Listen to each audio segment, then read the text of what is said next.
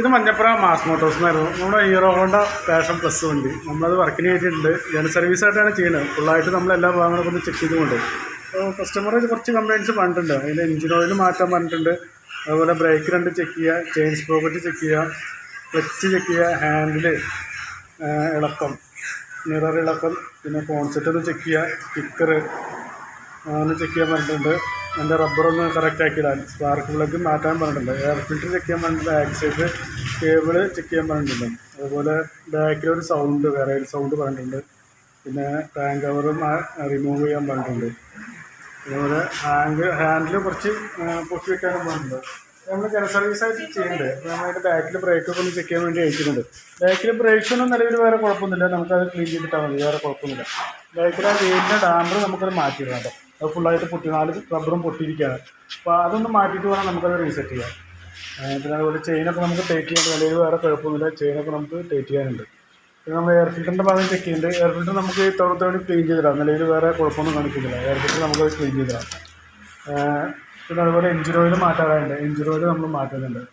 പിന്നെ accident റേസിങ്ങിൻ്റെ complaint പറഞ്ഞില്ല. അപ്പോൾ നിലവിൽ ആക്സിഡൻറ്റ് വേറെ ടൈറ്റൊന്നും കാണിക്കുന്നില്ല. നമുക്ക് ഈ ചിലപ്പോൾ റേസിങ് ആണെങ്കിൽ സ്ലൈഡറൊന്ന് ടൈറ്റ് ആയിട്ടൊരു കംപ്ലയിൻ്റ് ആയിരിക്കും കാണിക്കുന്നുണ്ടാവും. നമുക്ക് സ്ലൈഡറൊന്ന് അയച്ച് ഫുള്ളായിട്ടൊന്ന് ക്ലീൻ ചെയ്തിട്ടൊന്ന് കുറച്ച് ഗ്രീസ് ഓയിൽ കൊടുത്തിട്ടൊന്ന് റീസെറ്റ് ചെയ്യാം. റിപ്പീറ്റൊക്കെ കംപ്ലയിൻറ്റ് വീണ്ടും കാണിച്ചുകൊണ്ടിരിക്കുകയാണെങ്കിൽ നമുക്ക് കാർബറ്റിൻ്റെ ഉള്ളിൽ വരുന്ന, ഇവിടെ കാർബറ്റിൻ്റെ ഉള്ളിൽ വരുന്ന ടൈറ്റാണ്. അപ്പോൾ കാർബറ്റിൽ മാറ്റിക്കഴിഞ്ഞാലേ റെഡി ആവുള്ളൂ.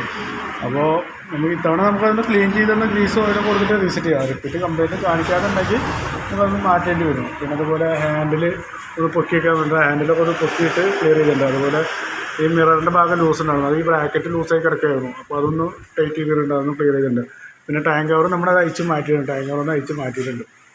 പിന്നെ നമ്മൾ ഫ്രണ്ടിലോട്ട് വന്നു കഴിഞ്ഞാൽ ഫ്രണ്ടിൽ ബ്രേക്സിനും നിലവിൽ വേറെ കുഴപ്പമൊന്നുമില്ല. നമുക്കത് ക്ലീൻ ചെയ്തിട്ടാൽ മതി, വേറെ കുഴപ്പമൊന്നുമില്ല.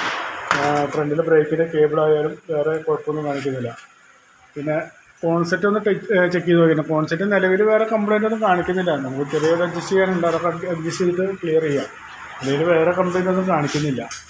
പിന്നെ അതേപോലെ കിക്കറിൻ്റെ ബൂട്ടൊന്ന് ക്ലിയർ ചെയ്ത് ഇടാൻ പറഞ്ഞായിരുന്നു, അതൊന്നും നമുക്ക് ക്ലിയർ ചെയ്തിട്ടുണ്ട്. പിന്നെ വേറെ ഓടിച്ച് നോക്കി കഴിഞ്ഞപ്പോൾ വേറെ പറയത്തൊക്കെ വേറെ കംപ്ലയിൻറ്റ്സോ കാര്യങ്ങളൊന്നും ഇല്ല. സർവീസിൻ്റെതായ ഭാഗങ്ങളൊക്കെ ഒന്ന് ചെക്ക് ചെയ്ത് പോകാം, അത്ര തന്നെ ഉള്ളൂ. പിന്നെ അതുപോലെ ബാക്കിലേക്ക് കൗളിൻ്റെ നല്ല വേറെ ഒരു സൗണ്ട് ഉണ്ടായിരുന്നു. അപ്പോൾ അതും കൂടി ഒന്ന് ക്ലിയർ ചെയ്തിട്ടൊന്ന് റീസെറ്റ് ആക്കാം. ഓക്കെ, അപ്പോൾ ചെയ്ത് വരുന്നതിനുള്ള ഒരു എസ്റ്റിമേറ്റ് കൂടി പറയാം. നോക്കിയിട്ടൊന്ന് റിപ്ലൈ ചെയ്താൽ മതി. ഓക്കെ.